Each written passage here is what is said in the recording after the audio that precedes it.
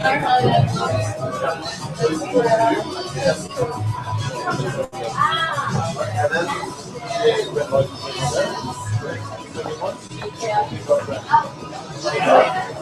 it's like a 10 point.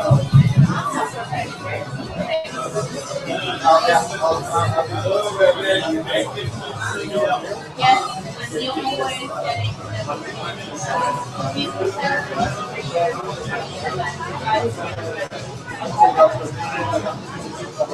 okay.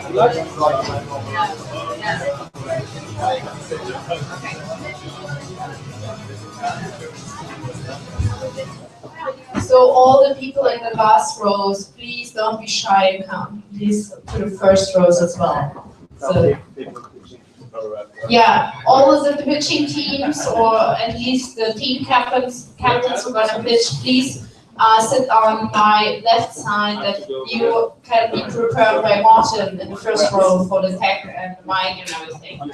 So, yes.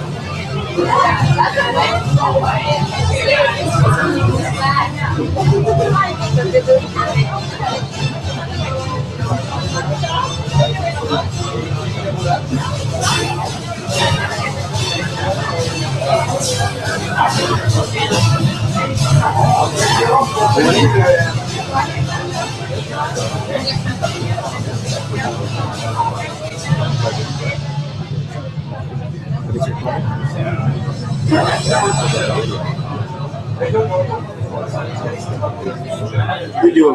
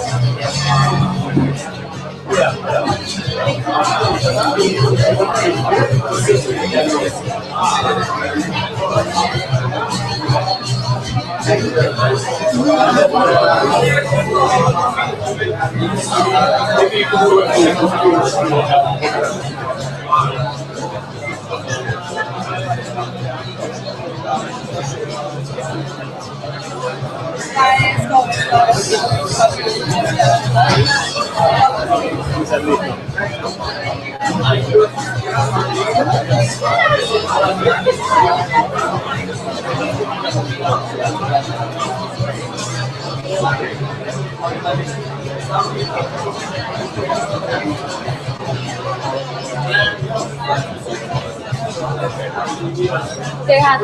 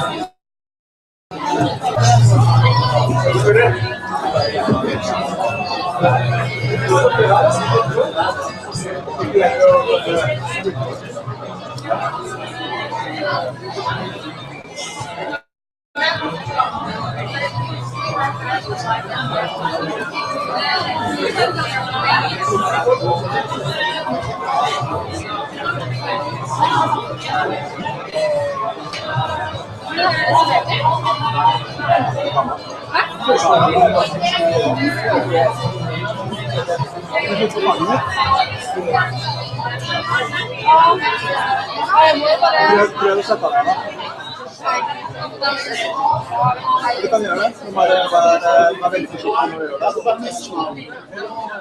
Ikke beveg meg for mye, sånn at jeg får beina foran meg, for jeg ser det med låret mitt resten av. Ja. Ja.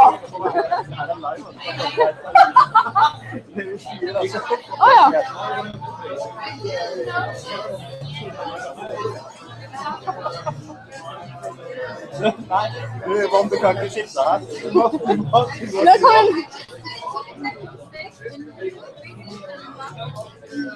What? No, we're laughing at live streaming. We are live.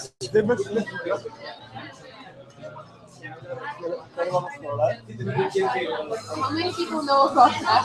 Not too many, I would guess. Du må gå. Nei, slutt da! Jeg skal sitte her og dele ut. Jeg kan også spørre meg. Hvor godt hører du det? Jeg hører det du sier. Men jeg skal få musikk litt juicy da. Jeg må sitte meg for litt dele det greiene.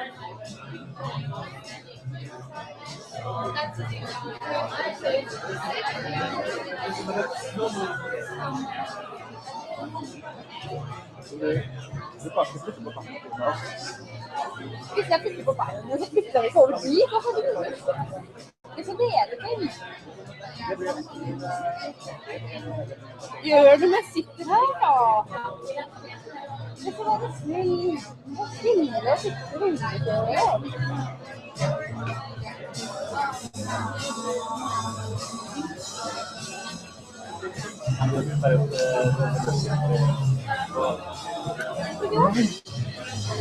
Ser du noe feil her, eller?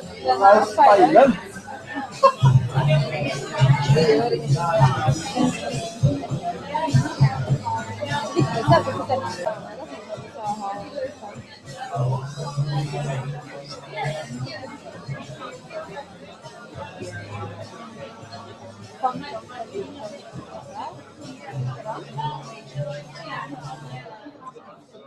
All right, Oslo. Are you ready for this? Are you ready for the final pitches of the 10th edition of Startup Weekend Oslo? Yes! Woo!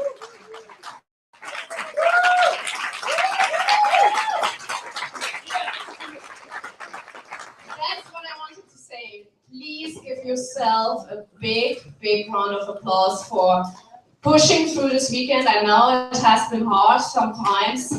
Working a whole weekend, so please, please give yourself a big applause for being here and working in your team.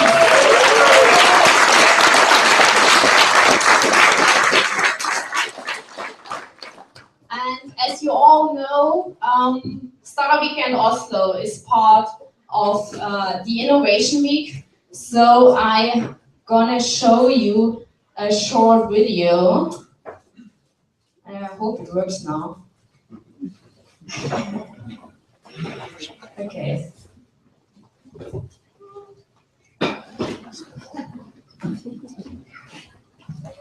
Of course it works not.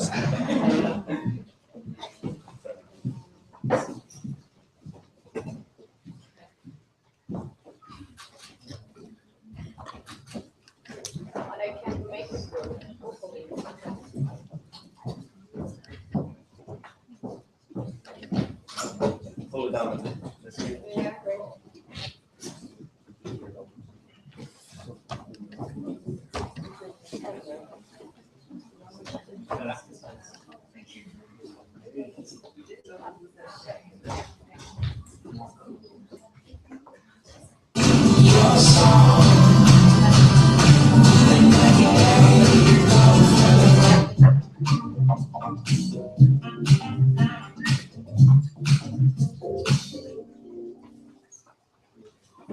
Okay, we're gonna see that again. It's only 20 seconds, so it's fine. Sorry, guys.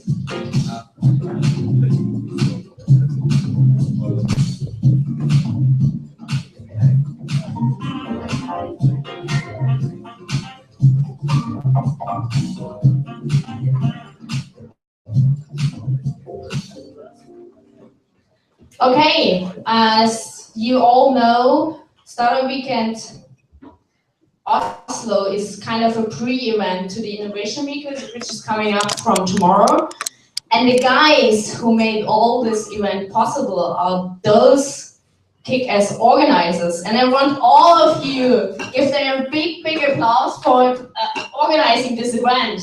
And please, all the organizers coming up again for...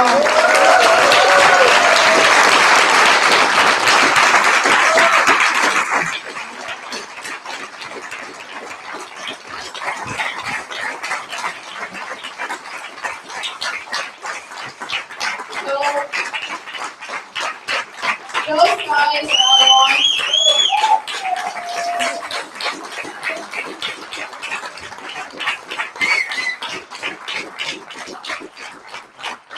And there's also Roy sitting in the first row. He's doing the live streaming, kind of tense because always tech difficulties at the Startup Weekend. But please, team, thanks again for your amazing work. It was a pleasure to be here.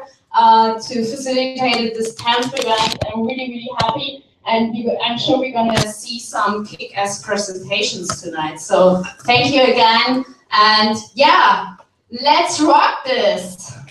Woo!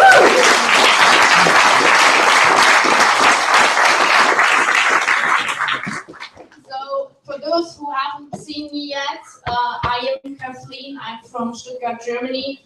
I'm a Startup Weekend facilitator, which means I've come to several other events, making sure that I can help the organizing team, making sure as well that you guys have a great experience during the weekend. And other guys helping us to have great experiences during the weekend are the global sponsors, of course, Amazon, Coca-Cola.co, and Google for Entrepreneurs. Our European sponsor, Fiverr, by the European Commission, very important as well. And I want to emphasize those guys, the local sponsors, Telenor with Appear.in, 500 startups. You're going to see they sponsored meals, but they also going to sponsor some mentorship for the first prize, which is really, really cool. So very nice to have them here. Also our event partners, of course, Startup Norway with the whole team and the whole community, Startup Lab, who gave the location. So really, really important for this event. And the Oslo Innovation Week, of course, as we've seen before. So again, what's happening this weekend? Actually, the other Startup Weekends didn't really make some noise. That was kind of surprising. We had a few Startup Weekends here in Europe, like in France, Italy, Portugal. Stavanger, we had the hangout on Saturday with Stavanger, so you guys know what was happening over there. They know what you guys were working on. That was pretty cool. A few in North America and South America, 2 in India, and 1 in the Philippines. And it's always great to see how it works out for everyone. We had some really great speakers. So Nikolai was talking on Friday night about his experience with Dirtybit and FunRun. Really cool presentation. Terje gave us a business model canvas workshop on Saturday. Also very important for your work. And Martin did the pitch training already yesterday. So thanks again for the speakers. You did an amazing job, and I'm sure you got them some really, really great input to the teams. Thanks again as well to all the amazing mentors who helped out the teams during the weekend.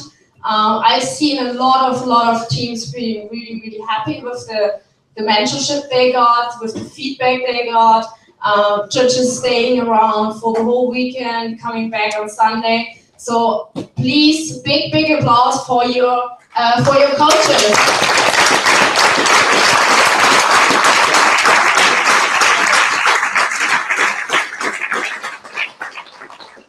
And now we are coming to those 5 ladies and gentlemen who are very important tonight for you guys, because you need to impress them with your pitches.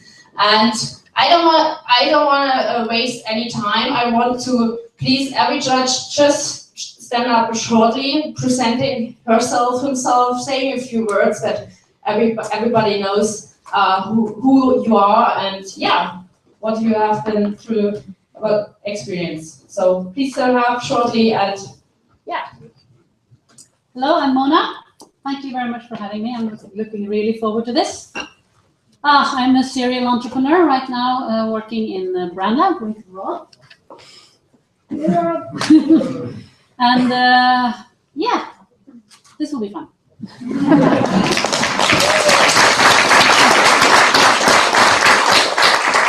Hi, I'm Linus Dog. I work for a venture capital fund out of London. So we do early stage investments in seed and Series A companies, and I cover the Nordics and the UK primarily. Okay, thank you.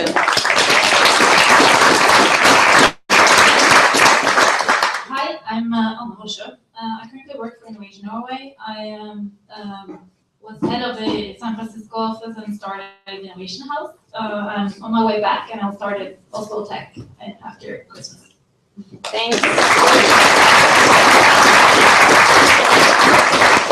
Hi, my name is Maria. I'm a journalist from Technology Weekend. I write about startups and innovation, and we also partner with media partner with Oslo Innovation Week. So yeah, going to be there a lot. Thanks.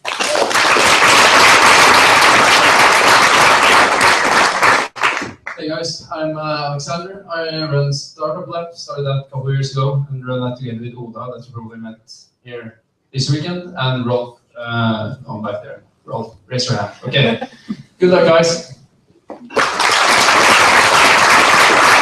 very much for being here on a Sunday afternoon, supporting the community, supporting our teams, and yeah, making sure that they are charged along those criteria. So everybody knew what they were, what they should follow through the weekend. It was about execution, a lot about business model validation, and also user experience design. And the judges are gonna look after all those three criteria, of course, during your pitches. You are very well prepared, in my opinion, from what I've seen from the test pitches today. So please don't worry. Please don't be too nervous. It's all gonna be fine, and I'm sure you're gonna do a great job. So my question is, well, has everybody learned something during the weekend? Yes. Yes? Was it fun? Yes. Yes? That's the most important thing. Who's gonna quit his job on Monday?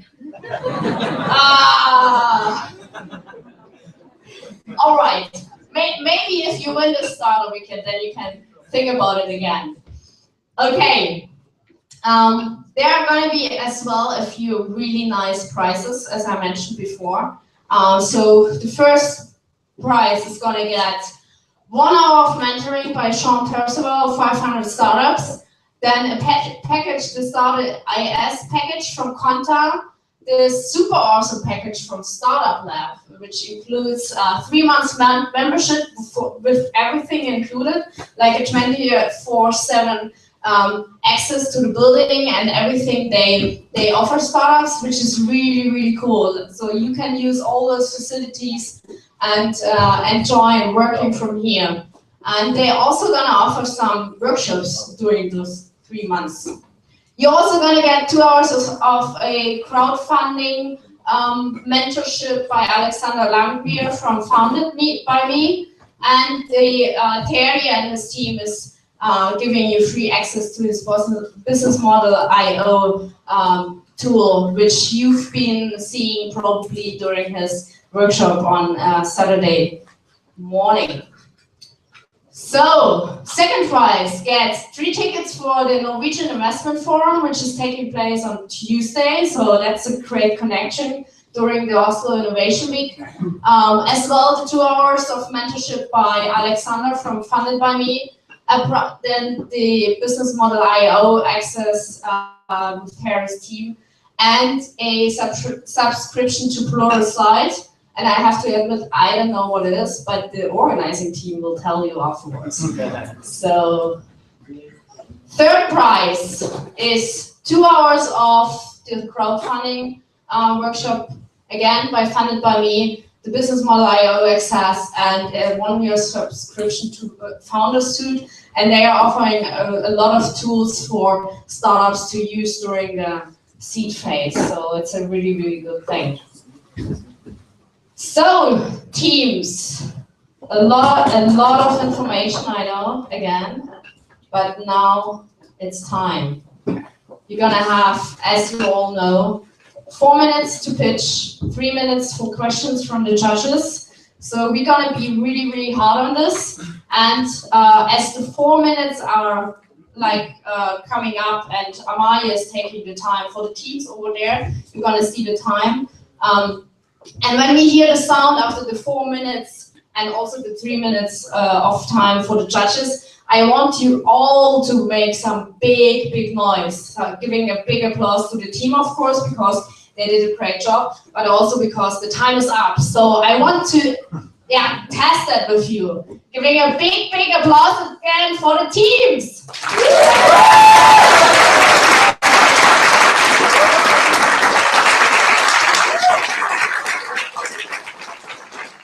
Okay, also I think you're very well prepared.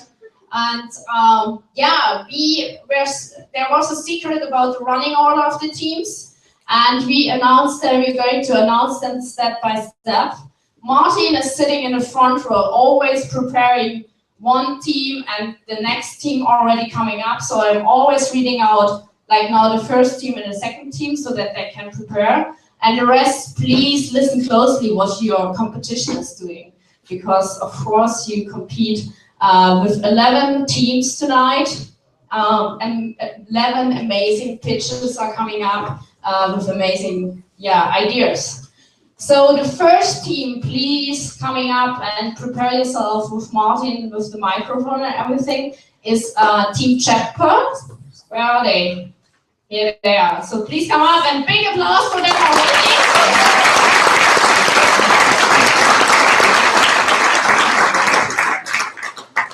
And the second team, when they are ready for preparing everything, is Team Reunite. They can prepare for the second pitch already. So we're gonna wait for everyone, and we're gonna also change the laptop.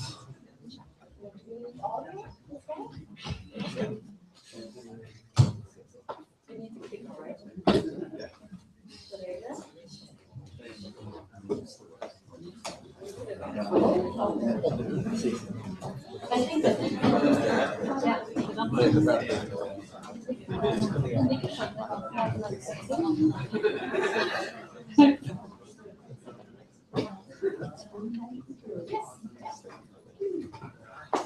okay, it works. Perfect.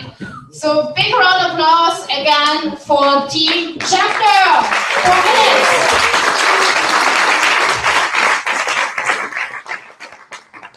Okay, this is Susan. When she was little, her grandfather sat down with her, showing her pictures and telling her stories from his own life. Now, Susan, when she's trying to show pictures and tell stories to her friends, this is what she struggles with. She has a long camera roll trying to find the right pictures. Over the weekend, we have been contacting over 100 people. These 2 girls that we've talked to, they say, we got over 2,000 pictures on our phone. It's chaos. I have over 6,000 pictures in my phone. And yes, I don't find anything. It's hard.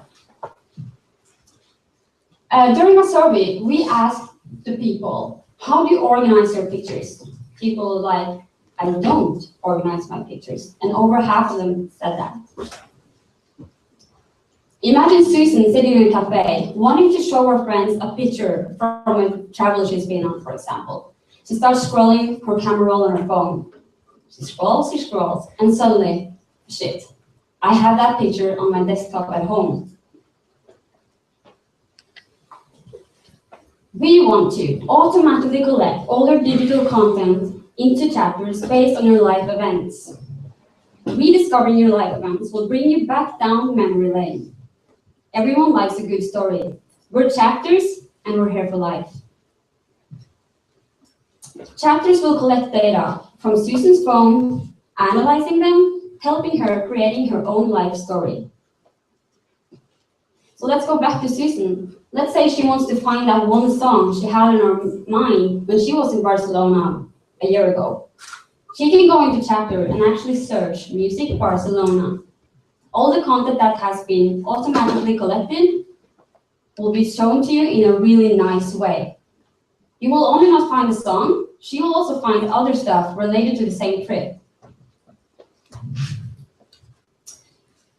Susan, she might want to make an own chapter for her school year, for example, and she's able to do that. She can make as many chapters as she wants. Okay, so you may think the market is filled up, or isn't there a lot of apps doing this already? Well, but why then are there so many people still having these issues? Well, they haven't used chapters yet. An overwhelming amount of people, the 100 people we talked to or contacted, have actually been signing up for a website already, saying that they want to be the early adapters and trying chapters. Keeping your memories should be free. Monetizing on the creation of our stories, users can buy physical chapters, as a photo book, for example, access to better tools to upgrades, and free for excessive, and we can take fees for excessive storage. Sorry. Our vision is that Susan, 50 years from now, can sit down with her grandkids, showing and telling her life story with more details than her grandfather did. So, we're chapters, and we're here for life. Thank you very much.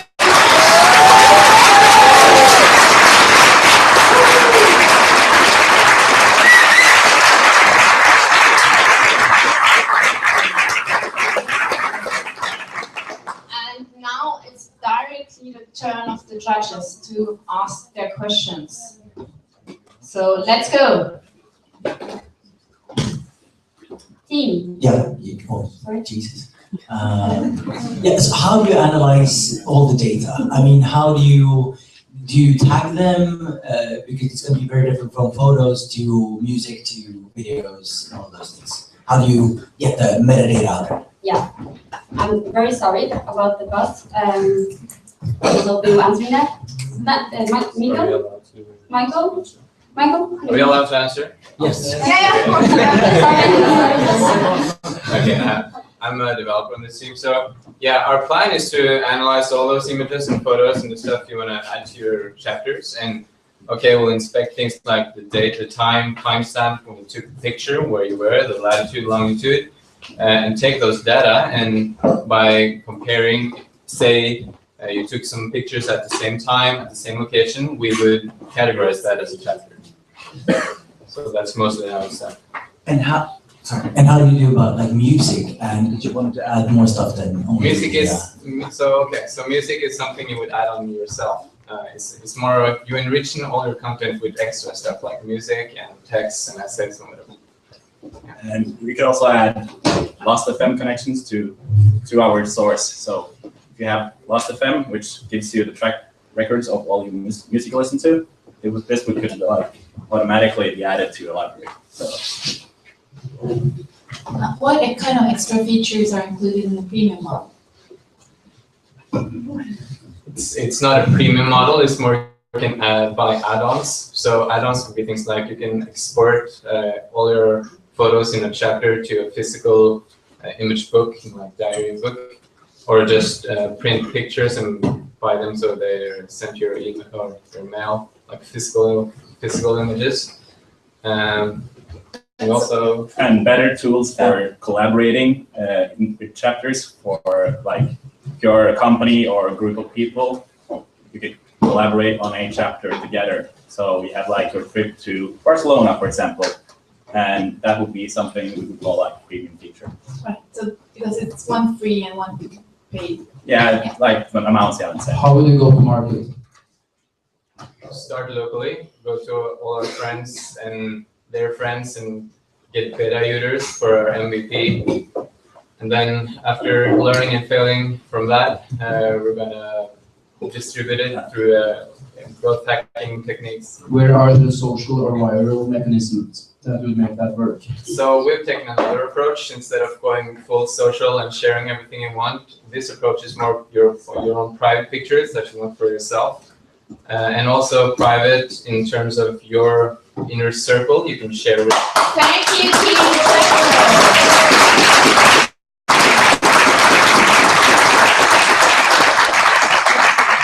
Thanks a lot. I know the first pitch is never easy, but you did a really, really great job. And now it's the judges' turn to take some notes, put down their scores, and meanwhile we are preparing Team Reunited, and the following team, which can already prepare mentally at least, is Playing Dean. So please.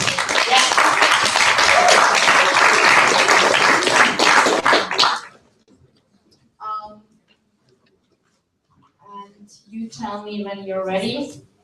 And of course, as for this first team, the whole team cannot come up for answering questions during the FAQ session with the judges. So don't be shy and bring the whole team with you when you're finished with the 4 minutes. Okay, ready?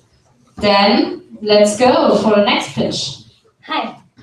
The first time that I lost track of a young child by my side was when I went with my nephew to Disneyland. I swear to God, I really thought I had him with me until I didn't. In this moment of blind panic, I felt myself looking for something to structure my mind and give me back the feeling of control. I felt like the least responsible person on the planet that day. Until yesterday, when my team and we went out and asked people on the street if they had ever had this problem before. And there was actually this man saying, yeah, sure. Every year on the Norwegian holiday, the most busy day of the year, I take a look at my kid and I take a picture of him just to show the newspapers in the morning after what he looks like. Additionally, we also found that 250,000 children get missing every year. Okay, 250,000 children in the European Union are missing every year. And this is something that made us even believe more in the project and made us realize that the problem is even bigger than we originally thought. So we thought to ourselves, how are we going to reunite these people? And we thought of a bracelet that could be adapted to the child's wrist, which would be connected to the parents' phones, and that way they could reunite again. Now, how this works is we would actually need, yes, perfect, thank you. This is the mock-up that our team came up with. And it's not the exact same product with the phone and the bracelet, but still it shows perfectly what we aim to do. So these are the two phones, the parent and the child. And as you can see, the parent can actually decide the range of how far the child can go. At that point, if the child crosses this range, an alarm will be sent to the parent. And the parent can automatically go to Google Maps, find the location of himself and the child, and they can be reunited once more. Thank you. Of course, this mock-up is not the product that we want to sell. It's the bracelet that we want to sell. But when we went out and asked customers, they said, well, we would actually really like to be able to use this free app before we try the product to make sure that in the moment of need, it really works the way it should. So our idea to launch this product is first launch the free app, make it available to everyone, maybe even make everyone use it for going to parties and trying to find your friends in that party. And afterwards, we will sell the app for about 400 Norwegian kroners. And this is a video that perfectly shows what we think of the problem.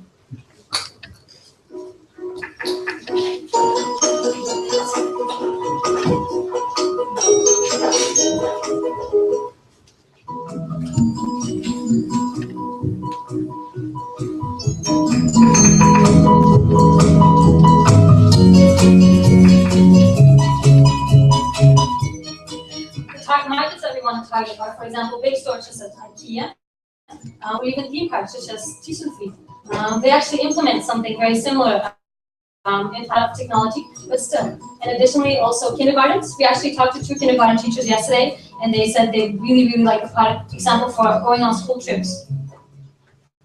We are well aware that the competition is out there and that it's rising. However, we plan to outcompete them by focusing more on the child. We do not provide a product that tries to track your children, but a product that tries to reunite you. So we are here, a team today, reunited, and we ask you to unite with us and fight against this problem. Thank you.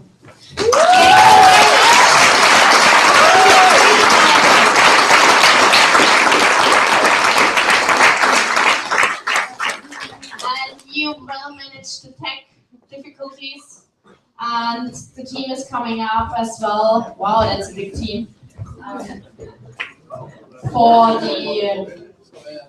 For the questions from the judges. So, are you ready for the questions? Yeah, perfect. Let's go, judges. Okay, great presentation. And my question, as usual, is about go-to-market and how you're going to sell this product. Is it direct sales, indirect website, or how do you plan to sell the product? Get it to the market. You mean the marketing? No, selling. Are you going to buy this in the stores or buy it on the internet through your website or through Netson's website? Yes, we want to sell, for example, we have through our website, then retail stores like, for example, Toys R Us, and then as she said, business like companies like kindergartens, theme parks like Tussenfreak, or for example kindergarten, and then eBay, Amazon, and that's. And then the apps we will sell by app stores and Play stores. Yeah. And we'll just actually start with the kindergartens or the IKEA store. We need a salesman for that. So direct sales in the beginning, and yeah, that's the first idea, to sell bracelets. And also we use the downloads first, and then make ads in our app to buy the bracelet.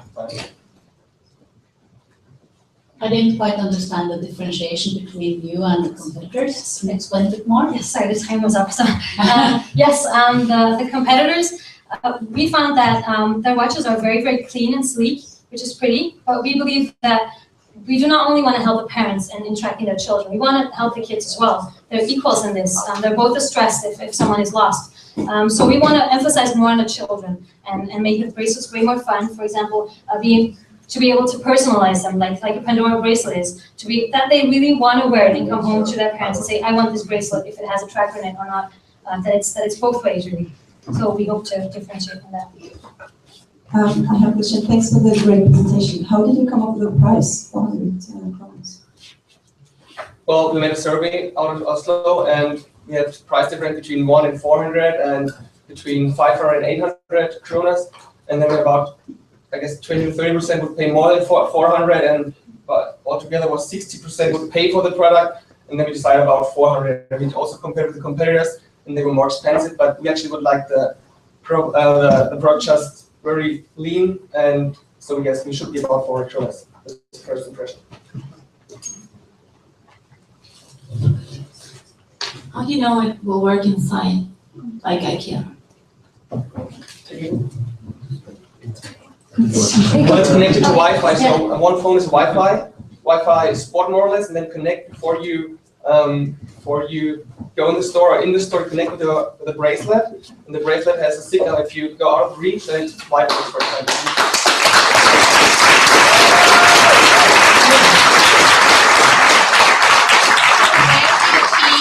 Reunited. And as before, during the judging session, the judges are taking some notes. We're gonna set up team playing lean, and the following team, which can already prepare at least mentally, is food market. So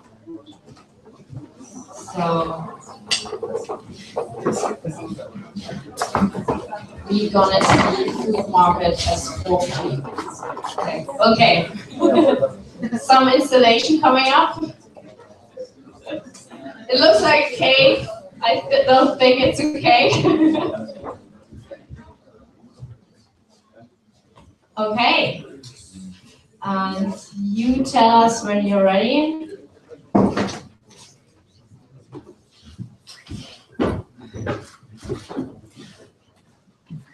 So let's go. Hello, my name is Brage, and this is my life. I'm an entrepreneur student, and I don't like reading. I learn from doing, and basically, the Playing Lean is a physical board game for students and entrepreneurs that are tired of reading and having problems being motivated, going to seminars and lectures. So basically, our product is an innovative way of using game techniques to teach the Lean method. Our competitors are teaching this through books and lectures, but we want to focus on making the learning process fun. We want to do this through the board game that are making you engaged while you learn. While you learn the latest case studies from the biggest Lean companies in the world. Now, did you guys know that from reading books and going to lectures, you are only using about 30% of the learning pyramid? What if we could use all our senses, learn a lot, and have fun? Tom, in our group, he spent 2 years building a product that he used way too little user experience, and he added way too much functionalities in this product. If he had finished the Lean book, then he would have been able to not do these mistakes, and we hope that by playing the game, people can not make the same mistakes that he did. So this is basically our game. As you can see there, we have when you play the game, you are joining teams, and the goal is to gain market shares. This equals 1 customer, and the last one is 10,000 customers. You are using a limited amount of resources along the way that you can use to build hypotheses. You could use it for sales, and also you can use it for what's it called prototypes. Sorry, and in that way you learn a lot while you're actually doing it. So basically, the team that gets the most market shares wins the game.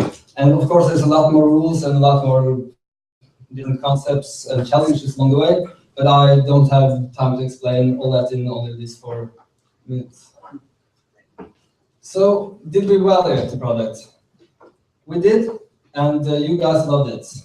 There was actually one professor that at a university that was willing to try this out in one of his lectures. So that's awesome.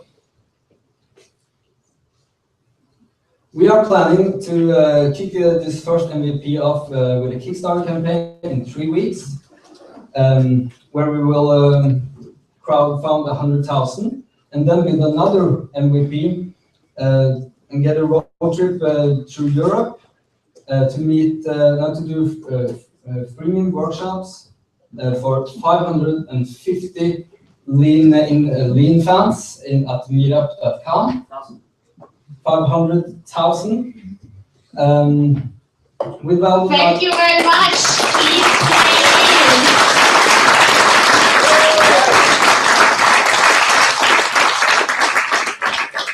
I know 4 minutes is a really short time, but now you're going to have another 3 minutes to convince the judges. So let's start with the questions. So my obvious question is, why do you make a board game, not a digital game? So we had a business partner who already made a prototype. So we joined. So it's a merger. So it's a company who made a prototype to use it as a workshop tool. and then we built on that prototype. So I think it's wonderful with something analog as well. Who will actually pay for it? Will it be companies or private person privately, or? Could be anyone, an institution that teaches entrepreneurship and the lean method, and could be private individuals. We had a mentor that mentioned that companies like Google will be interested in buying a white label version of this, so the production cost will be zero for us, and we can use ourselves to travel around to market the workshops and the game. So collaborating with other lean successful companies will give us the advantage and reduce costs. The first target group though is the 500,000 people who are registered at meetup.com that are interested in lean. That's the easiest target group. They are self-selected and said that we are interested in lean and we want to go to meetups based on lean startup. What will the price be? So we did a quick survey asking if people would be willing to pay more than $50 or less. So it will be basically a bottom-up approach based on what it actually costs to build 300 or 500 units, and then we will launch it on Kickstarter. So it will be between $50 and $100. Is it mostly a game or is it a learning method? No, it's mostly a teaching tool using game mechanics to make it more fun to learn the lean startup process. So you should be able to learn all the principles of lean startup within the hour it takes to play the game, or the 30 hours to play the speed game. But then 30 minutes. 30 minutes. And I myself, I'm a serial entrepreneur, and using this game, I get reminded of the importance of actually using the lean method and testing the minimal viable product before we go out there. So I could have saved a lot of money and time playing this game 2 years ago. How would you reach your customers as efficient as possible in terms of customer acquisition costs? Well, one is Kickstarter, which is where we actually test the market, and another is partnering up with universities.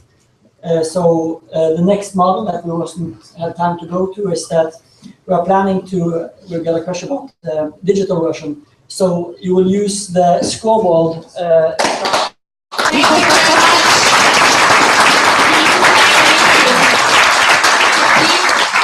you and game with you.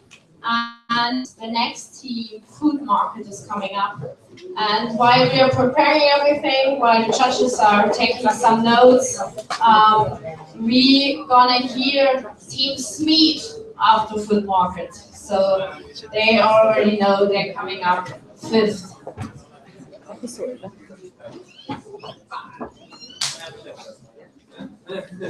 That seems to work. Who got the clicker? Someone took the clicker with them? We need the, you have everything? Ready? Just waiting a bit for the judges to be ready again for the next pitch. And it's going to be about food, as the name says already. And I think we are nearly good to go.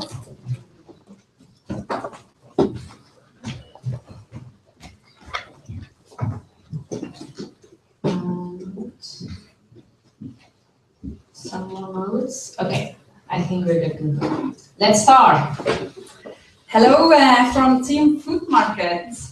Do you actually know where you get some of the best high quality products in the world? That's actually right here in Norway. Do you know the Kvaer Satsud? It's amazing. They're one of 2 producers in Europe that are still doing the SAP method by using firewood. And then there's the Kraftkar amazing cheese that just won the International Cheese Awards 2013. And not to forget the coffee from Forvik in Norland. They're actually the northernmost coffee brewery or coffee grinding brewery in the whole world. Imagine that, all here in Norway. But how can we reach those products? And how can we buy them?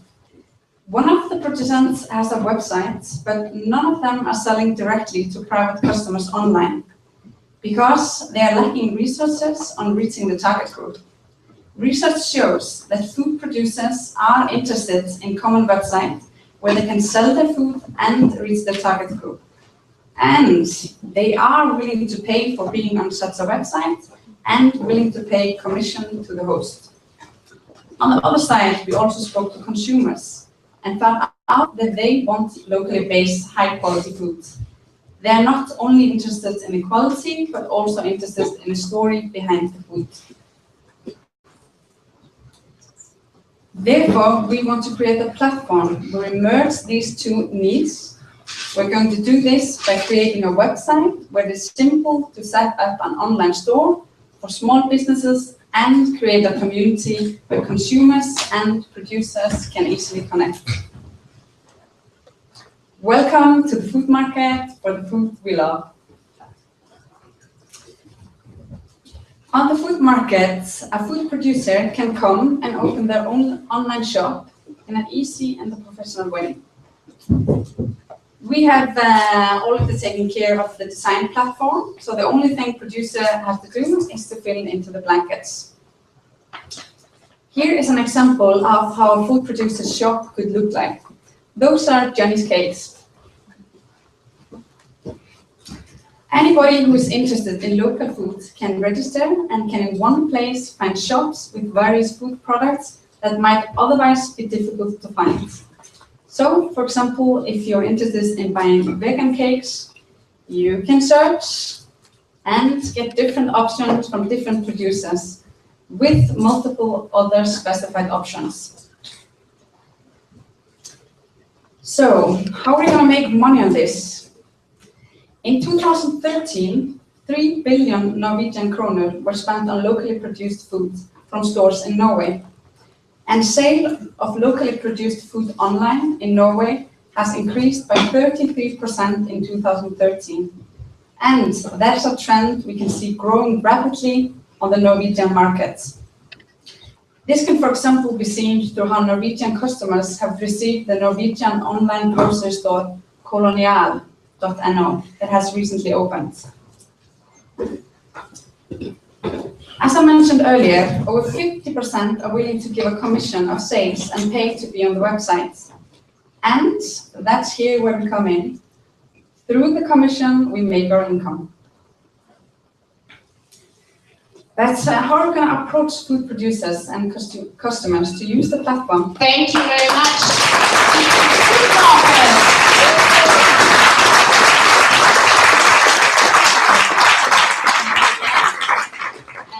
The whole team comes up for the questions from the judges. So let's start. So what about distribution? Distribution would be up to the producers. So if there are products that they can mail, they can do that. They would have to take care of themselves. Or if they're fresh products that they deliver, that they would have to deliver, or there's pickup, that would be all on the website. So that's something they would have to they do on their own. So it's almost like Fit for Food, so they can choose their method. If the people are going to come and pick them up, or if they're going to send it by already established delivery systems. So if I buy 5 different products from 5 different suppliers, there will be 5 different distribution? Yeah, that would be essential because they're different, basically different stores. So if you have one place where you order them, one place where you pay for it. So you don't have to go to 5 different locations to even find the food or figure out that it's there. So that's. And and those a lot of those producers already are on the physical market, on Bonnens Market and other places, so they could also arrange that as a pickup place, for example. So why would I, as a food producer, use this instead of using Ticktail? Used instead of using, sorry? Ticktail, the e-commerce platform for long tail. Basically, you can set up your own shop in like 2 minutes. We want to differentiate ourselves from our competitors by providing a community as well, where you have a food lover that really likes to make this food, but we also have the food lovers that love to eat this food, and they can meet with this platform through discussions, local events that we would arrange along with our customers, and also blogs and different events, and basically try to help them make their business a better business. So we would be a trusted employer, basically, or assistant in Exactly. development. And one of the reasons also to figure ways how to promote the more specialized Norwegian product to the market is that the Norwegian government's key focus is to increase visibility and availability of Norwegian specialty food by 20% by 2020. There is something that has to be done differently. This could be one way. How did you assess the cost of logistics and time to the market from the producers? Like, how much of the product cost would be pure transportation? Did you assess that? No, we didn't look into that, but that is, we're trying to target already established small owners that want to, that have that figured out. Like they have a business, they have a small customer base, but they want to reach out to bigger ones. So, we would look into what they already have and then based on that, try to, further develop their distribution and, their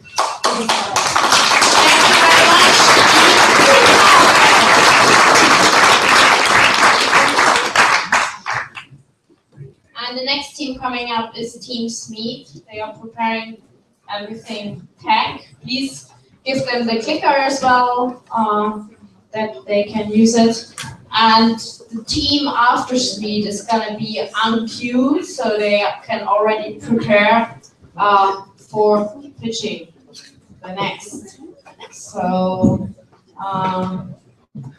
maybe leave a few seconds to the judges to write down some notes, and then we're gonna start. You don't have a mic. Okay, you don't need one. Maybe for live stream it would be better, or is it? It's okay. It's okay? Don't worry. Okay, you're gonna speak up. Yes. Okay, so let's start. Smeed. Okay, hi, we are Smeed, and thank you for the opportunity. There are 300,000 students and SMEs in Norway, and this weekend we try to connect them. I grew up in a family business, and I could observe on a daily basis the struggle of small businesses. And then one of the major points were hiring talented people due to limited resources and time. Now, as a student and finishing my master, I'm looking exactly for these small businesses, but I can't find them. I can't have like a good access. I don't have a really good linkage to them. So knowing that 99% of all businesses in Norway are small businesses, and they make up to 72% of the GDP in Norway, we have a huge market. So we set out this weekend and asked some business owners and asked some students what they think about this topic. What we find out, due to quotes to business owners, that they used a lot of private information, private networks, and maybe like thin, but they are really expensive. And most of them, they don't fit the requirement to really see beyond the CV, to really see the skillful and previous or future employee. Then we asked the students. They were really interested in working in SMEs. They are, due to the huge responsibility they get there and the knowledge they can learn. And for them, it's really important to be in a culture where they fit in, where they feel well and where they can blossom. So to wrap this up, we want to create a platform where we visualize the SMEs to the market, where we get access for the students towards the SMEs, and we want to reduce the risk for both of them by introducing an unpaid trial period where they find out if they are the fitting match or not. So this is like the first idea of our platform. Very simple. Left, students write the employees. Just click on it, and a student can like log in over LinkedIn.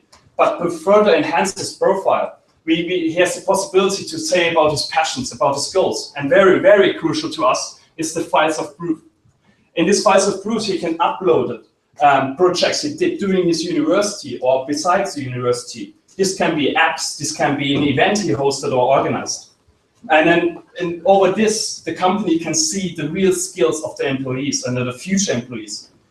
And when we're talking about the company, they of course they can put in name and mission and value, but they should concentrate on their culture, and they should visualize the culture by presenting some people of the team. And then that the student can see if he's fitting to the team, is he fitting to the co-workers? Is this an environment he wants to work in? So in the end, we're going to match up both profiles, and the company will receive a list of most fitting students for him, as well as the student will receive a list of most fitting companies towards his like cultural idea and the goals and passion he has. And let's talk about money. We all want to earn money eventually. But first of all, we have to solve the chicken and egg problem in this problem. We want to populate our platform. Therefore, the first year will be free for everyone. And after 1 year, we're going to have like a monthly subscription fee for the SMEs. And we are strictly instead as students are going to stay free. Even we had students, they are willing to pay for that. As we went out and asked, we say like, no, we want the students, they shouldn't pay for that.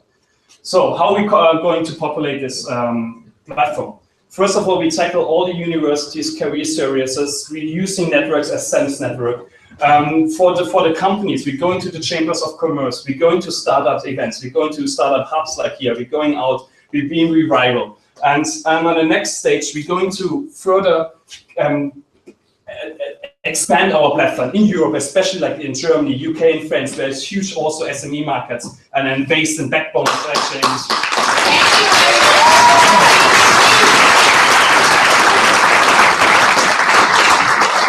And the rest of the team is coming up as well. Please stay here because the judges are going to ask you a few questions. Please, judges. What is the key differentiator between this service and competing services?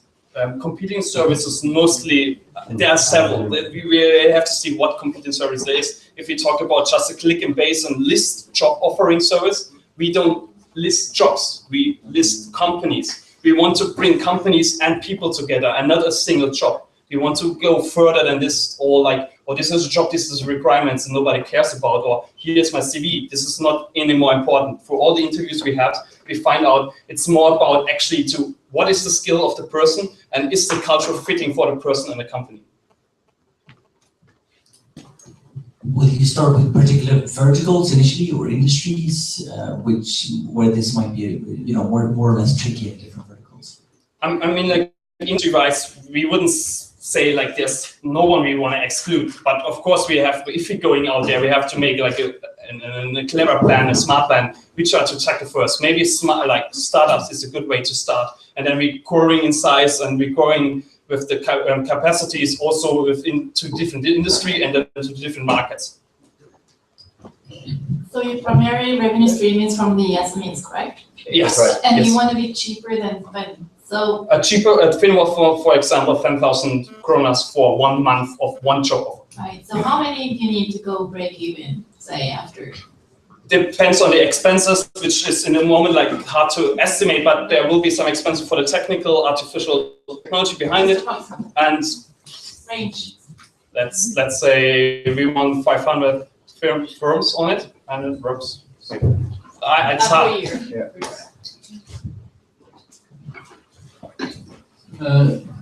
Just a quick question. If I understood correctly, this is more about like the businesses that are interested in attractive talent, that does not necessarily have a job offering to promote, right?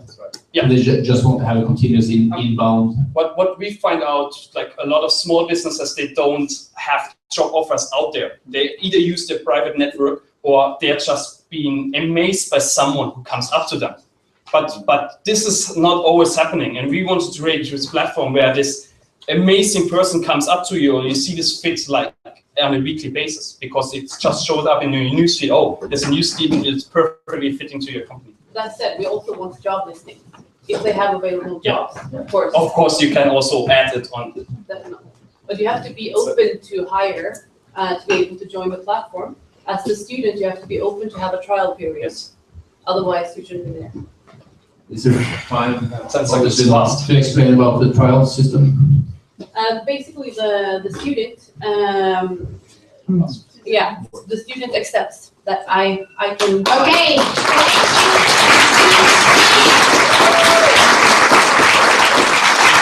Thank you very much. And we are already halfway through the final pitches at the Startup Weekend. Team Unq is preparing itself, And Team Graffiti Wall can prepare as the following team after them. So we're gonna check if everything works for the tag.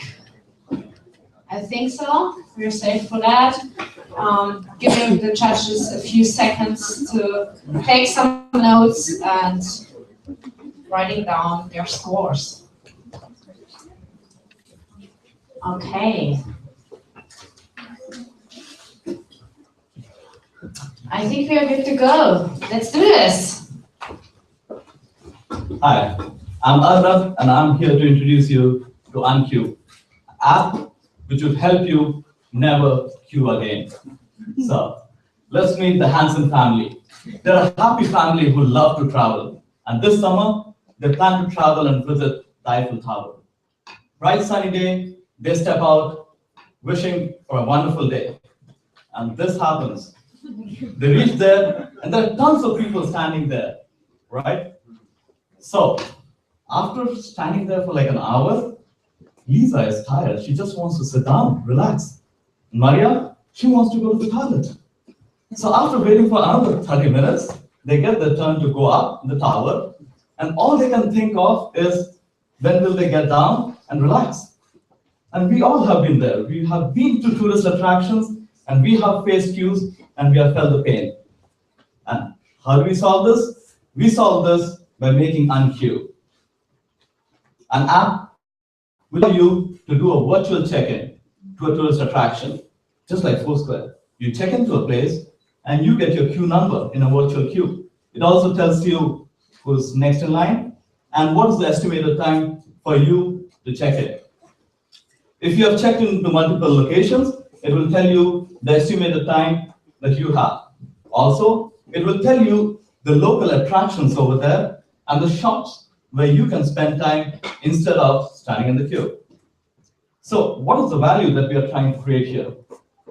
For the tourist attraction, they need to have less staff because now the queue is not that long, so they need less people to monitor the queue. They can provide better customer service because now people are much more happier. Also, they improve the standing within the community because less queue means less trash, less pickpocketing. So, for the tourists, what's the value? They save time. They can be much more productive than just standing in a dumb queue. They have a greater flexibility. They can plan their day better. They can step away from the queue because it's a virtual queue, and they can come back as per their plan. Both of this leads to a better experience. They're happy. And what about the local stores? They would be happy because now they have more customers. People who were previously standing in the queue, not spending, will now spend their time and money at these local stores. So we decided to validate this idea and we started talking to people. We spoke to the top 2 tourist attractions in Spain, one in Madrid, one in Barcelona. And this is what they said. The idea would be great and the neighborhood and the community. It would make planning so much more easier. But what really made us happy was when we heard this. I would kill for this app. That's when we knew we had it. Okay, so how are we going to make money? We found out, we just searched for shops near Eiffel Tower. There were more than 50 shops over there who would be making tons of money because people are not standing in the queue. So we would be making money by advertising those shops through the app. Also, people, they love the idea of being able to check in remotely. So we said, okay, you can have that facility by paying a little bit more. So you can remote check into a location by paying a bit more, and we earn. All this would not have been possible without the awesome team that we put together. And so it's time to queue up for Unqueue. Thank you.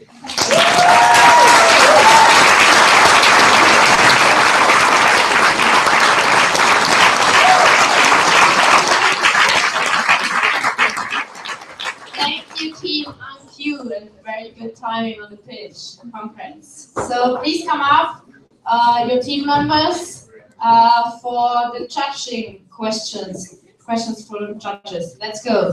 How do you integrate with the queuing systems so the different attractions? Yeah. We will first we will start off with a pilot. Obviously, this is a big project, so we want to try out one specific museum first here in Norway, and then we will scale up. So after pilot, if everything works out, we'll go out to more museums that are a smaller scale, and then our end target is like Eiffel Tower and these big sites in Europe. And yeah, we want to implement it so that you have like a seamless one, that you have your system, but then we're adding this on top in the beginning, so that you can scan the QR code or what we'll go for. So you're into the virtual queue, but they still will be part of the normal queue, if that is to sort of get going in the beginning. I'm thinking about like roaming charges, because I'm not a tourist in Barcelona. How are you going to solve this? And what about people who don't have the app or smartphone? Yeah, so this is a little bit similar, but there's a lot of people without smartphones. So you have the normal queue. So there's like you will get a queue number, and then you will also get a queue number on your phone. So this is integrated. So then the ones without the smartphone, they have to stand there and wait in the normal queue. So they will see that, okay, it's like number 20 is there, you're number 40. And then there's all these people that come with the virtual, they still have a queue number, but they don't have to stand there. So they will just enter. And then you enter when it's your turn. But that will, I think that will force people to go onto that, because when you stand there and you see that all these people, happy people coming in coffee or whatever, just like going by and you stand there for 1 hour and it's sweating in the sun or wherever, you will pretty sure understand that this is the way to go to market. How do you want to go to market? Like I said, we start off with a pilot project, and after first pilot, if we get the system working, everything is good, then we will scale up to smaller museums. And how do you want to reach them? You want Direct. We'll go directly to the museums, and then after a while, we hope that it's so successful that it will basically just go word by mouth. Yeah, exactly. And the tourist offices as well would be one of the key partners who could send out, as people come to the tourist offices, they give out the brochures, they give out the information about this app as well, that hey, if you have this app, you could zip through everything and plan your day better. Are you allowed to be in the queue without paying the ticket initially? Actually, the ticketing side of things, if you go to a museum or something. That depends a little bit of how they arrange it, because different museums arrange to check out how they do it. Some arrange that the queue is for buying a ticket. Some is like you buy a ticket and then you queue. So that obviously we have to arrange with the museums that you actually queue for buying a ticket, or you buy the ticket and queue up. So this is a sort of logistic thing that has to do. Thank you very much.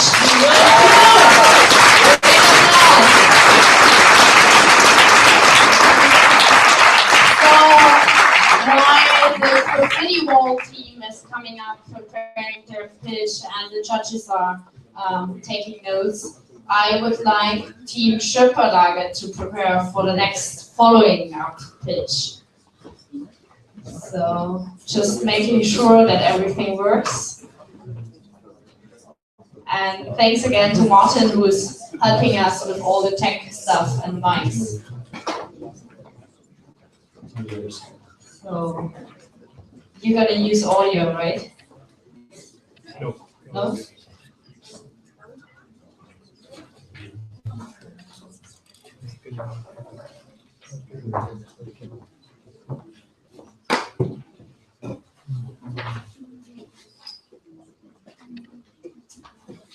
So, looks good. And you let us know when you're ready. I'm ready. Okay, then let's go. Hey, good evening, everyone. People have always liked to draw, socially and publicly. We see an opportunity, a virtual graffiti wall. Different people drawing on the same canvas at different times in a specific location. What is drawn in that location stays in that location. What have we been doing?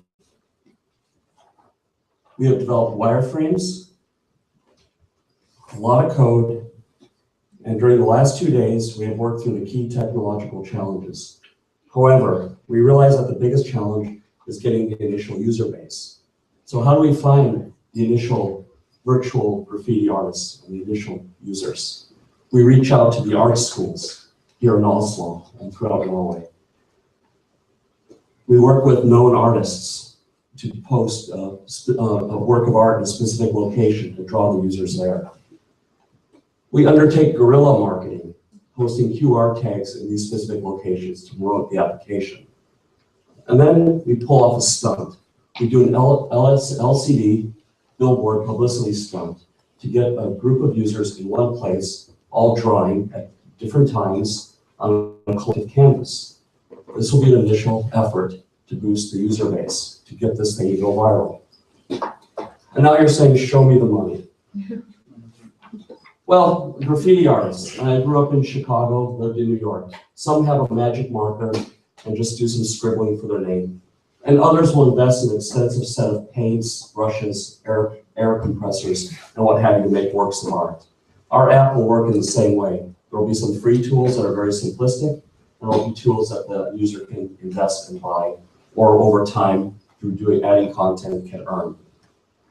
We will also sell the drawings. We'll work with the creators. There'll be some works of art out there. I saw a beautiful like Monet thing on Snapchat. I would love to buy it. We can facilitate the sale.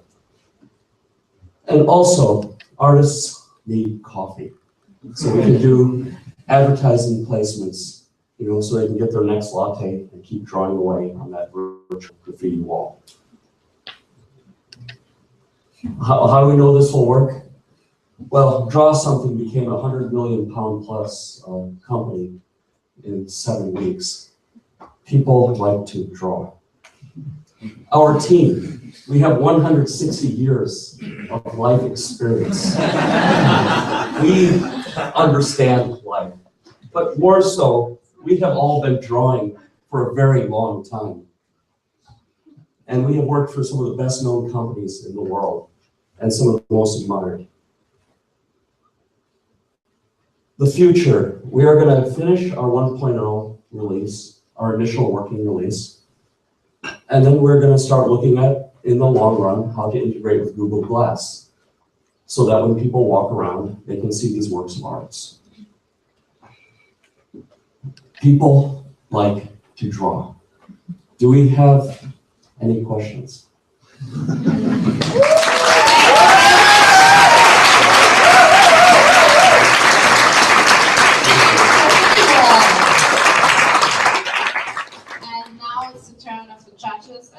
Yes, please come out for the questions, to ask some questions. So please, judges, who's the first? Why would people use this thing? Is it to express themselves, or would it be to be social, or is it some, are you trying to establish some sort of habit? Why would people use this, or what are you competing against? Well, we're competing against normal, it is self-expression, but I've been to the White House a few times in the front lawn, and there's things I wanted to say to the president, but I can't exactly graffiti the White House. But it would be nice if there was a virtual graffiti wall there, and I could leave some comments in an artistic way. So I think we've all had these feelings of wanting to express ourselves in a key location. Some locations provoke some emotions. And also, one competitor obviously would be Snapchat as a direct thing. So many of these applications are really based on photos. So this is kind of taking a different approach to that. So people being able to express themselves in a different way. How do you manage the fact that people might want to ruin what other people have started to create? I mean, that's something you can see at Secret quite often, for example, that people just talk shit and stuff. You see that in regular graffiti. And there will be a system, an algorithm to do some cleansing. The stuff that people like will get voted and stay up. And the stuff that people don't like the drug dealer territory markings, will probably fall off very quickly. So we kind of want this to work in the same way. I walk all over Oslo and people are doing a lot of decorating. So we will algorithmize that. So there would be some like functionality to it. And also you will be able to see the different layers. So you'll potentially see the first one and then the next one, and so on.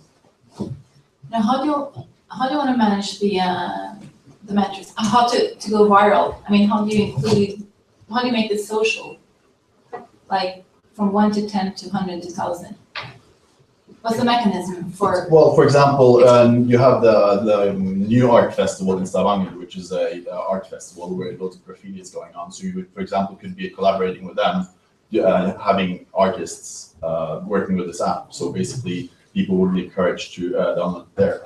And also in the beginning, I already said that you would collaborate with schools or artists. So that would potentially also give publicity and also content. But I mean, can you invite friends or like Snapchat? Do you invite your friends? Yeah. But they have to come to that location. That's where we differentiate ourselves. You know, there's just a lot of overload of information. You know, we're all from the generation when we actually had to physically do stuff. And so we want this application to draw people to that location to see that virtual art. You know, to see, you know, so they can maybe feel the same emotions themselves, you know, when you go in front of Starting It or that tiger at Oslo S. You know. Thank you very much.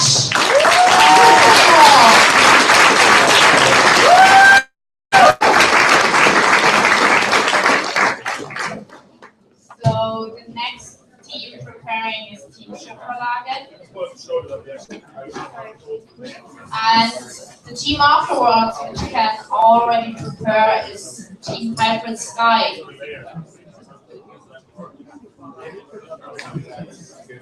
Okay, some short explanation.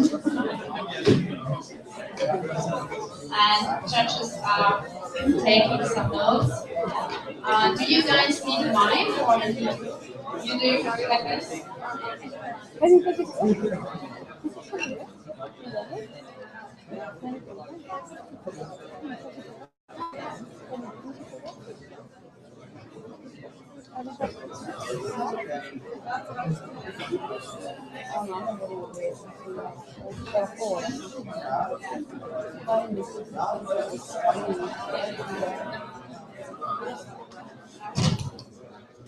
So setting up audio as well, the clicker. You want to use the clicker or you doing the clicker? It's low tech. You have a human clicker there. Okay, everybody is ready? Judges are ready? Then let's go. Hi, I'm Miriam. I'm Steve. This tomato comes from the supermarket in your corner. It's organic, it costs 60 kroner a kilo, and it comes from Spain. That's like crap. This tomato comes from 50 kilometers away. We drove 2 hours to get it. It's organic, it costs 50 kroner per kilo, and had tea with the farmer. It tastes amazing. Customers have difficulties finding good local organic product at an affordable price. Sorry. Supermarkets offer very few organic products, and they usually cost twice the price as conventional. In small shops, they offer sometimes better quality, but at such a higher price. Today, only 1.6% of food sales are organic, but the recent survey showed that a majority of Norwegians want to buy more organic products.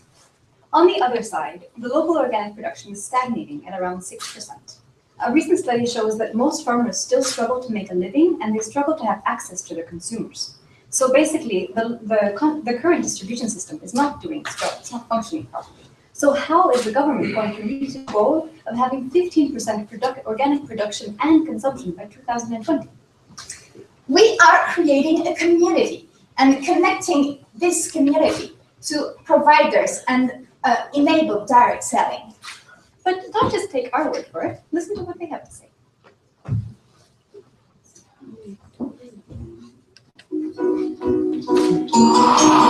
Vi vil vite hvor maten vår kommer fra. Og den er produsert med vår og jordas helse i tankene. Jeg ønsker en enklere måte å selge mine produkter til deg som forbruker på. I need to buy everything I need just one place. For å kunne gi dyra mine det livet jeg vil, og kunne tilby dem det fôret de fortjener, så trenger jeg å få solgt mine produkter til en verdig pris. Husk, dyra blir hva de spiser, det blir de også. So our solution is a 4-step project. The first is people gather in a cooperative. Every member buys 1 share and contributes with 3 hours of work every 4 weeks. And they participate in co-creating and the decision-making process. The first meeting will already be next month. Within 3 months, we will open a one-stop shop online platform. Members will be able to shop online and they will pick up their order in a central location. And of course, they will have information on the providers. Over the next 2 years, we will gather more members, we will gather more providers, and we will expand to more pickup points. In 3 years, we will open a physical supermarket where we will continue to animate the community through community activity. So how do we make it viable? The main source of capital comes from members buying share. Through volunteer works, we reduce labor cost by 75% and allow the cooperatives to take only a 20% margin when regular shops take between a 30 and 100% margin. But there are a lot of shops out there. Why do people become a member of Kjøpelaget? We offer a community experience. In Kjøpelaget, you decide where the product comes from and how they have been produced.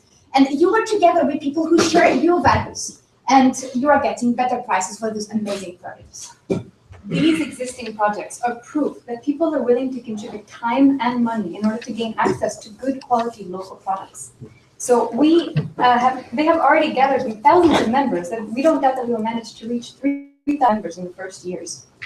To start gathering members easily, we can use existing social networks that already reach people who are food lovers, social activists. Thank you very much.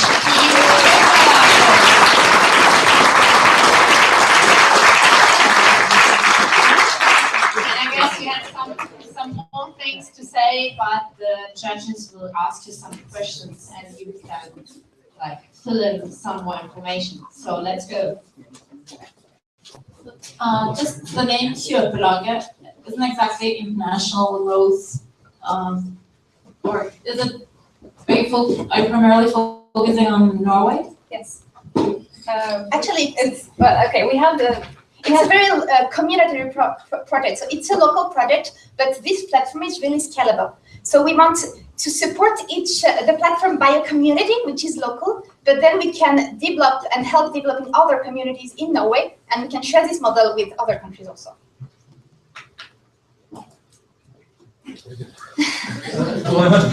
I didn't. I think that's really interesting. I didn't really get to understand the end game value for the customers in terms of price points, because you say you reduce the labor costs, and it's kind of logical. But what would the kind of target prices approximately be? Regular shops today in Norway charge between a 30 and 100% margin. This is on the lower end usually. We propose a margin of 20%. It's actually quite safe. Similar models offer between 15 and 25%. Let's say a kilo of flour, for example, in Redder, you buy it 60 kroner, and I talk to the producer and they sell it 25 kroner. So this is there is so many effort that we can make, and by taking only 20% margin, we will buy this flour in the 30. So what you're saying that we will be able to reduce cost and reduce the marginal sales? Yeah, that's why actually we reduce the cost to reduce the margin and make it more affordable. On comparable products. On even better products. I wonder, you mentioned how can customers help or work in Kjøpelaget? Can you explain this? So actually, there are a lot of tasks like all the pickup points when you receive all the products from the different providers and organize and receive people who will come to pick up their products. And also in all the managing thing, like we are organized by committees and people can contribute also, like on the website, developing the website and all the things. So our major actually work is to organize the work of volunteers actually. I didn't understand quite what was the difference between this one and Kolonihagen. Kolonihagen is a clean business model. It's not a cooperative. This is a member-owned cooperative. So the members own it together, and it serves the members. It's not a for-profit project. So you're not looking for money, you're looking for members.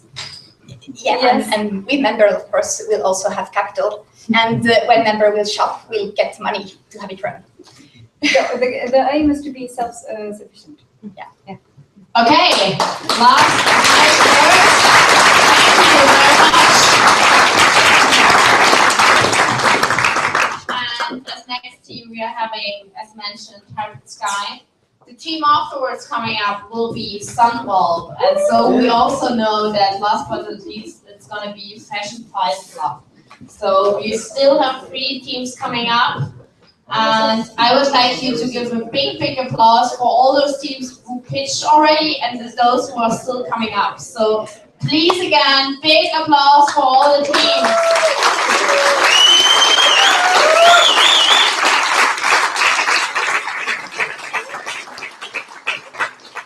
So far you've done a really great job.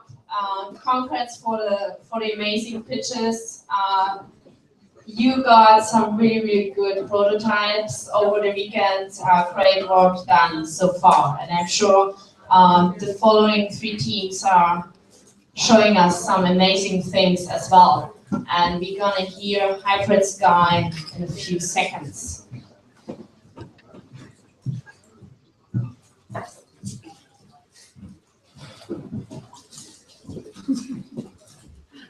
Okay, let's do this. Hi, welcome to Hybrid Sky. We are going to sell to businesses, and we are selling to businesses with WordPress websites. And we are going to connect the WordPress sites to the data. First, I would like to show you a bit of history.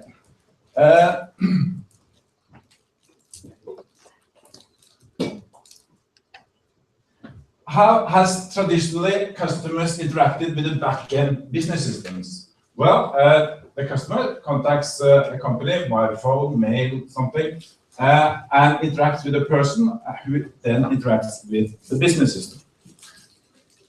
In the last decade, we have these very traditional businesses. They have got websites, and they have all kinds of static information on the website.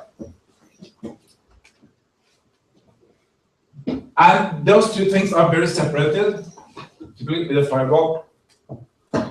What we want to do, or even this, today we can actually interact with something. You can send a mail from the website, and the person visiting your website can contact the business. What we want to do is actually to connect the website visitor directly to your business system. You may ask, why not move everything into the cloud? But that's not how it's done. Technology which will make it relatively easy to let your customer not interact in the traditional way, but from your website and get information from a backend. So you have a simple contact form, and the user presses submit. What will happen? Well, maybe there's not a mail. Maybe you want to get that prospect directly into your customer relationship management system and get into the pipeline there. Maybe your web user wants to know some stock levels or something about the products. Maybe he wants some personal information, what's my order? Or maybe it's an employee who wants to know something like attendance records.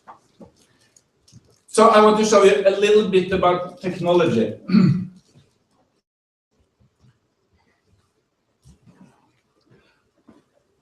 Here, some buzzwords. Here is what's in the cloud.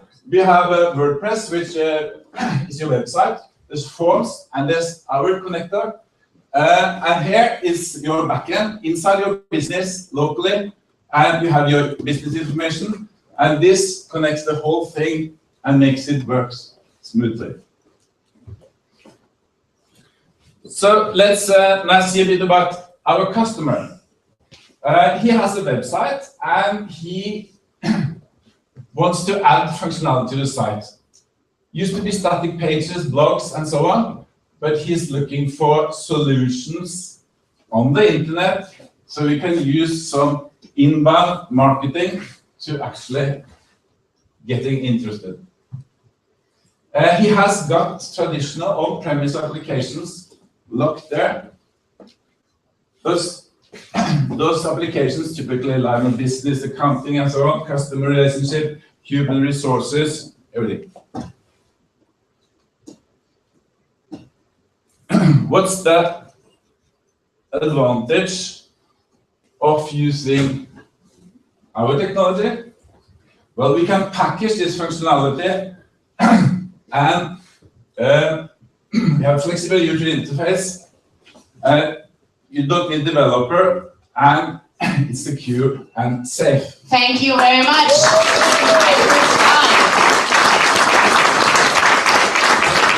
And please let the team come up for the questions from the judges. So please go forward. I think the use case was slightly hard to understand.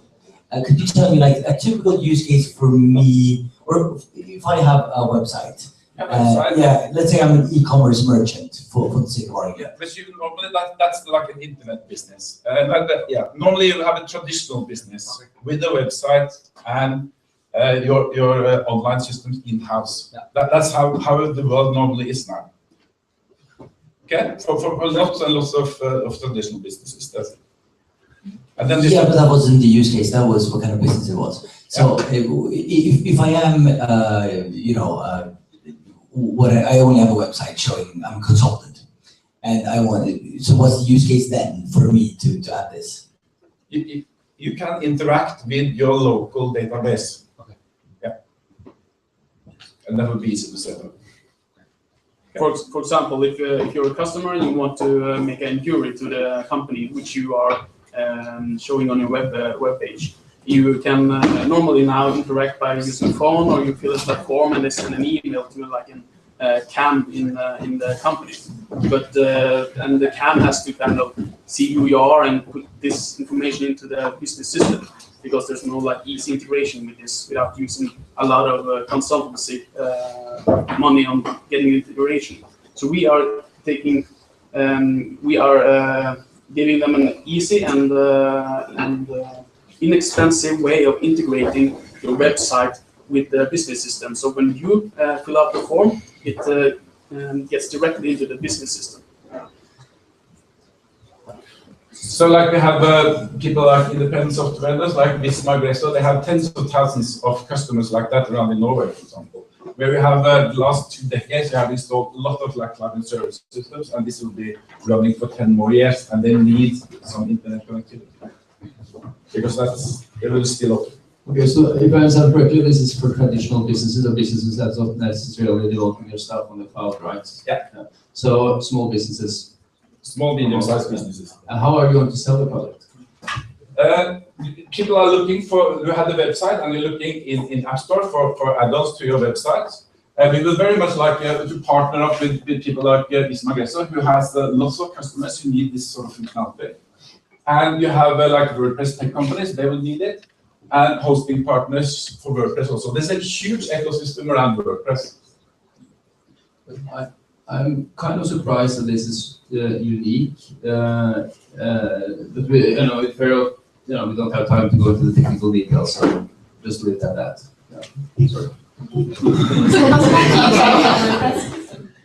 Is it possible to scale outside of WordPress? It's for WordPress users. Yes. Thank you very much.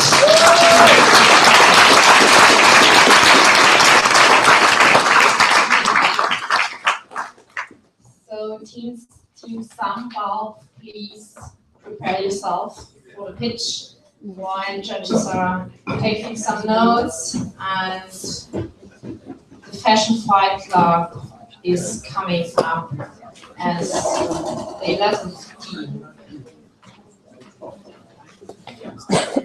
Okay, just setting up everything. You have the clicker? Okay. So we're waiting a few seconds for the judges, and then we can start. Hi, I'm Lars. Have you noticed that the winter is coming and that the darkest season is approaching us? Have you also sensed how this darkest season is affecting your energy level? Well, you're not alone. According to studies, 30% actually in Oslo alone is suffering from some sort of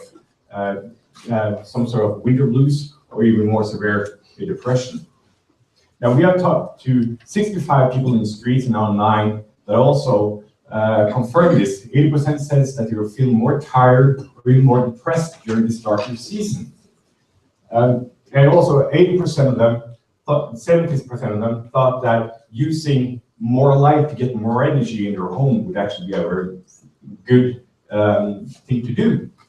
And we are targeting those that are feeling a lack of energy and wants to find a solution through a more natural natural way. So we are Sunbulb. We are delivering a light bulb that fits in any standard socket and that makes you get more easily up in the morning. It keeps you energized throughout the day. So, and Justas on our team actually used a prototype this night in order to get more easily up this morning. So let's see how it went.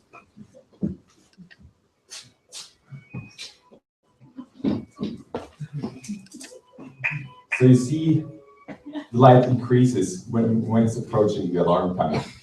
You see how he gets up easy and refreshed.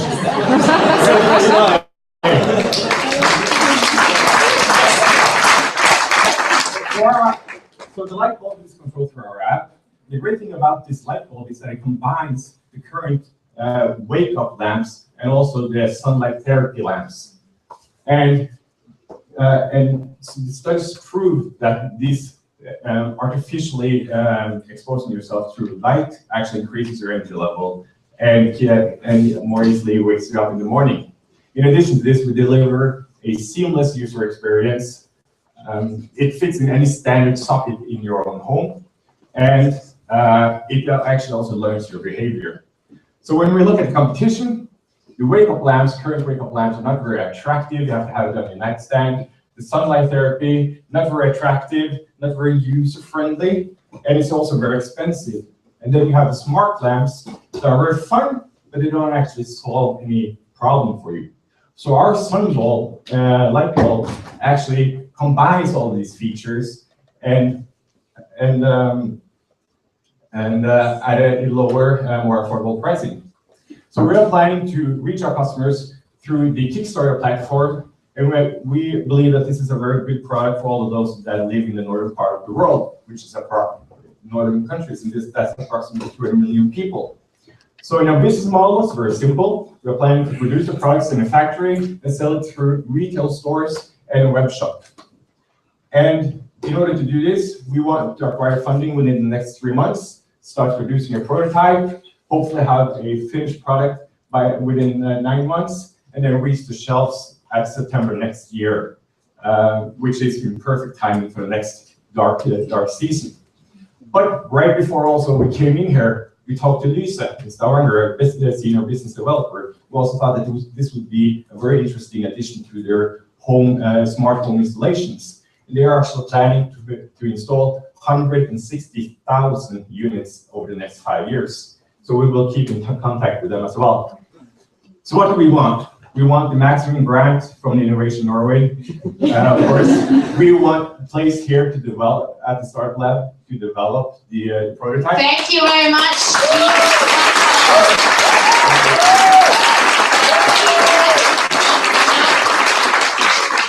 To answer the questions by the judges. So who's the rest of your team? They're enjoying their seats. Oh, come on, guys, don't be shy. Come on. Come on.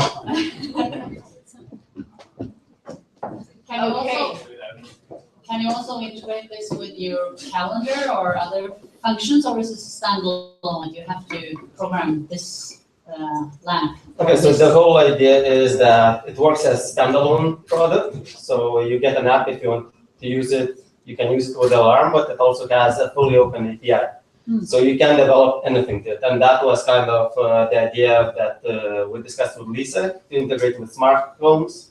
It has to have open API. So that they actually don't have to have a separate controller for the lights, but they can use their controller to control our lights. Do you have any idea of the cost of production? Yeah, we did some research and we found that from wholesalers that the cost would be around $15. And we would price this at 50, so a healthy margin of about 60–70%. Besides the cost of your competitors, you know, kind of the total available market, how many people do actually buy this type of product or have this concern?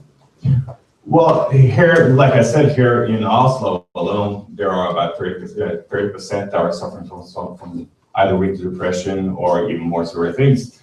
And in the northern countries around the world, we're thinking, okay, this is also where the darker periods appear, and that's approximately 200 million people. So that would be, of course, our potential customers. Yeah. Potential customers. Yeah. Is the technology made in a way that you can get intellectual rights, or is it copyable by others? Basically, we are using a lot of technology, but the combination, we haven't found anything that has this combination that we're playing around with. So that's probably patentable. Okay, and besides Kickstarter and Lyse, how else do you think you will reach those depressed customers, or potentially depressed customers? Well, we had a discussion also with another company in Norway that they said that actually hospitals is one of the potential customers because people sit in their hospital rooms for months sometimes. Yeah. And that would be interesting market to approach, and also online advertisement, like free advertisement like YouTube, that's for smart savvy people. Yeah, and smart lighting for elderly during, for instance, the night time so that they don't fall as well. So it's a lot of health related possibilities. For how long time does it last? Do I have to buy a new one next year, or do I have it for lifetime? 10 years. 10 years? So this market will be... Sunbulb.co. Yeah. And we know that, light bulbs is a recurring market. You have to switch your light bulbs. Yeah. And they basically had an idea that we know when the light bulb is about to be over, so we can deliver in advance just before it's up. Will it work as a normal Yes. electric Yes. one? Yes, indeed. Thank you very much.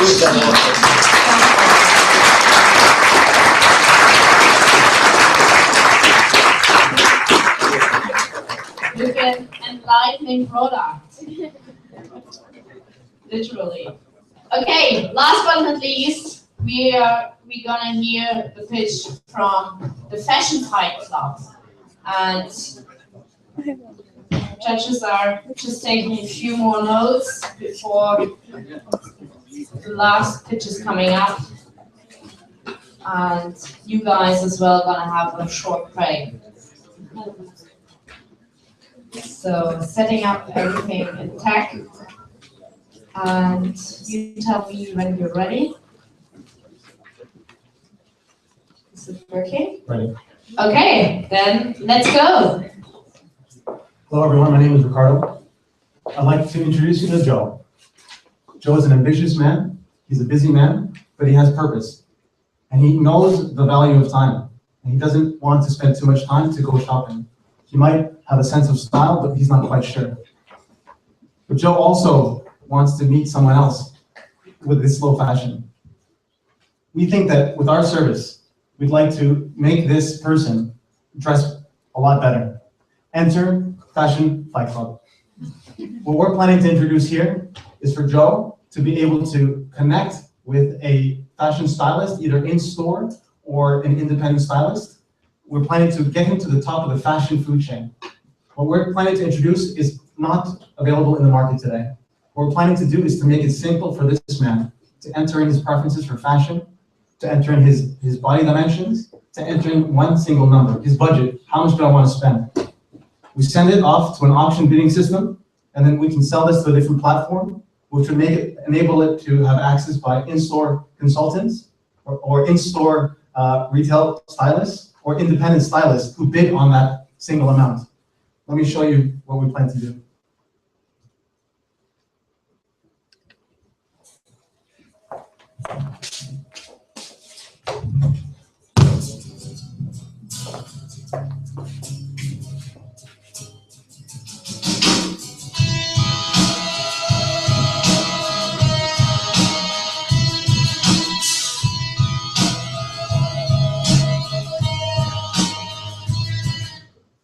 So this is a working prototype that we created within this past week because we had a good team, a great team. And the output of this process is you might look like this, or if this isn't your style, the fashion stylist will get you the right look. So you might be wondering, did we validate this? Of course we did. Yesterday, we hit the streets of Oslo. We visited the streets of down through Majorstua all the way down to Karl Johan. We met with customers, and we also have the cards to prove it. We actually realized that it's quite difficult to find a personal shopper. At H&M, you have to go to the 4th floor for the men's section and say, do you have a personal shopper? And they hand you a business card. A man would not do that typically. So we've asked stores like Tiger of Sweden, Massimo Dutti, Moods of Norway, and H&M. One key insight that we learned hitting the streets is that a lot of these stores, like Moods of Norway, has a free stylist in-house. Men don't know that, but they would, and they actually have free time to spend. So if you, as a man, submit a budget for 5,000 kroner, we can send it to that stylist. And not only the stylist of Moods of Norway, H&M as well. So you're thinking, okay, don't take my word for it. We've asked people on the streets. Hvis jeg skal kjøpe en dress, så vil det være veldig avhengig. Tror du det noen som tenker å bruke? Absolutt. Absolutt. Det jeg som fargeblind, som har veldig problem. You know, it's funny to most people, but some people are colorblind. And I think it's something that's easy to forget, actually. But we see that this man, with a lot of passion, he wants this service, actually. So how do we plan to make some money? By each particular bid, it's 5,000 kroner, for example, we can set a % commission on this sales amount that once it's completed. So for the man, you don't pay upfront. You pay after you can deliver value. And on the flip side, you have the independent stylist and in-house stylist. We charge them a monthly access fee to access this platform and access all of those bids from the men. So who's the competition? There's outfitters like Trunk Club, Outfittery. Thank you very much.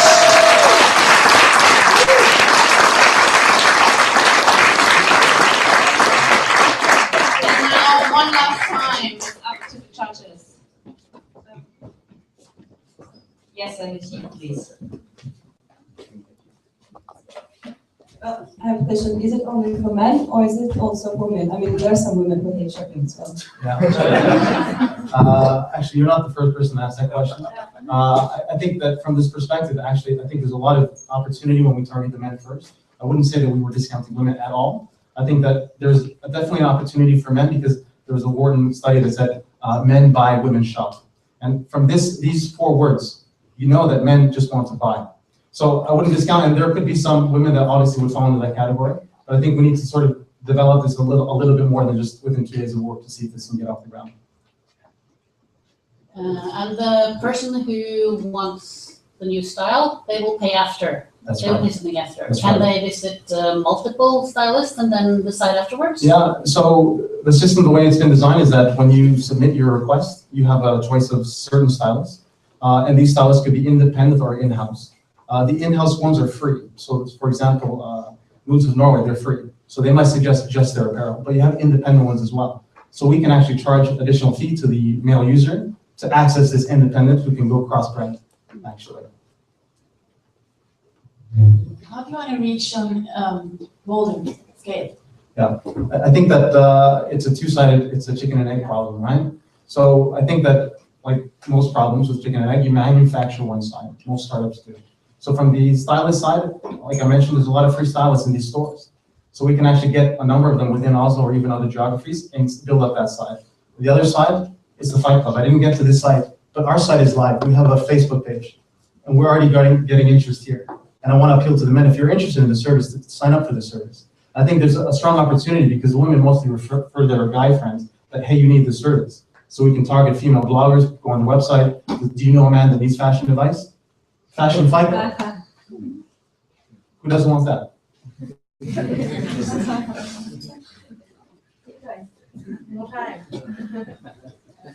Okay.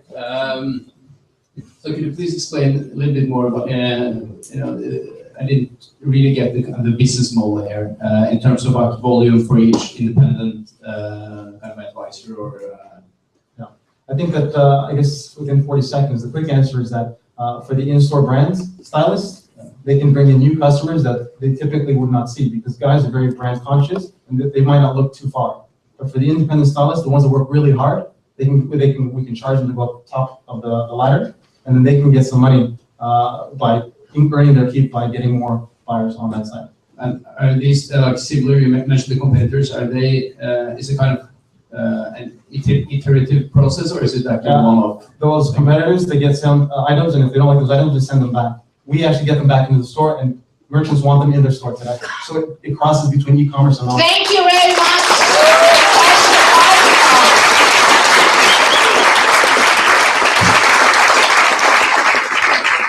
So that was the last pitch of this startup weekend in Oslo. The judges are now filling out the rest of their notes. We will take them to a separate room and discuss the prizes and awards. There's going to be E1 and a few other organizers handing out some special stuff for you guys. So please don't immediately run away. Please stay here in the room. She will explain a bit what it is. It's a kind of a surprise for you guys. We will be back at 7:30. So please, everybody, be back here in this room at 7:30 and be prepared for the award ceremony. Anything else I forgot, Stina? Okay. So again, make some noise for yourself and the